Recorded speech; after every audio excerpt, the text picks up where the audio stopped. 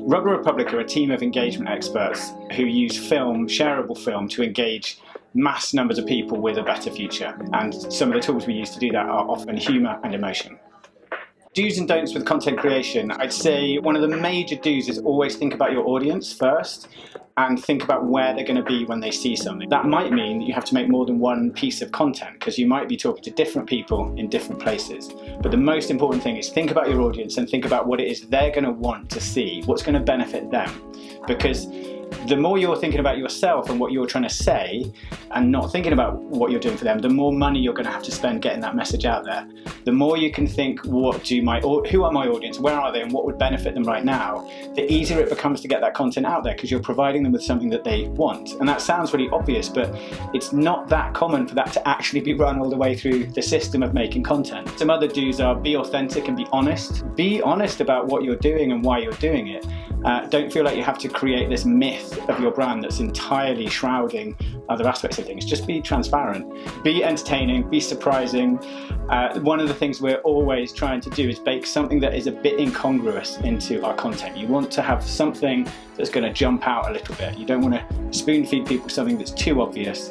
You want to give them something that's a little bit jarring, that when they look at their feed of content, they see something that they're like, oh, that doesn't quite make sense, and it makes them curious. Don't worry too much about length. There is a huge drive at the moment to suggest that people only make things that are 15 seconds long or 6 seconds long. Frankly, that is bullshit. You look at what YouTubers are doing, they're engaging audiences up to 10, 15 minutes. The only reason that narrative is coming through, there's two reasons that narrative is coming through. One is massively self-interested of the advertiser-funded models that are driving content distribution. So Facebook can show 6 10-second ads in a minute. If you made one film that's a minute long, they can only show it once. So of course they're going to tell you to make things shorter.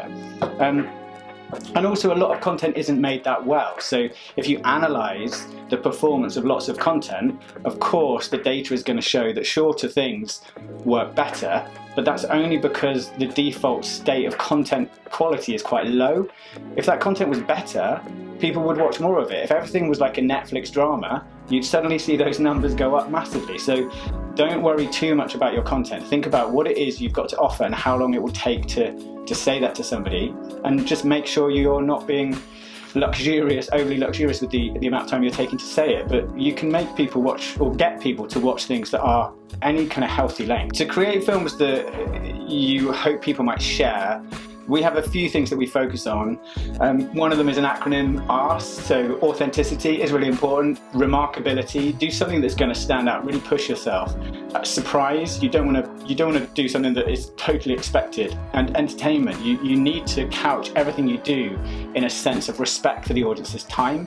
But I think the most important one is bake into it something that is a bit incongruous, that makes people sit up and take notice, because that's what really captures people's imagination. You also need to think that if something is going to be consumed online these days, it's going to be seen initially as a thumbnail and a headline. So that thumbnail and headline need to really pique people's interest.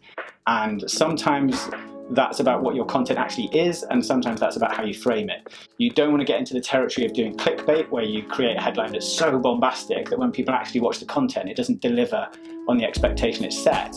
But at the same time, you want to make sure you maximize the impact and power of the story you do have. So be honest about it, but also have a bit of fun with it and push things a little bit. So I guess my final thought for those watching is that now is the time for you to step into your power, that we're at a point in history where we need creative people to step up and help work out how to solve lots of the challenges that the world is presenting to us at the moment. And don't underestimate your power to contribute to those things. Often you can keep doing exactly what you're doing, but work out how to spin it and apply it to solving these problems, either in your spare time or as part of your job. Don't underestimate the power of saying no to things. Often we're in a situation where we exist within companies and structures where we're asked to do things and we know they're not great things to do, but we don't know what to do. But having been on both sides of that, both being an employee and an employer, when somebody says no, it raises a massive question, which is why are they uncomfortable with that? And your power as an individual to both push for positive change but also say no to the things you don't want to do is actually really massive. That gives you huge power, and when you start embracing that power and start thinking what you can do with it, there's massive contributions creative people can make right now, and I think it's really imperative that we step up to that, rise to that challenge and work out how we can contribute, because we all have more power than we realise.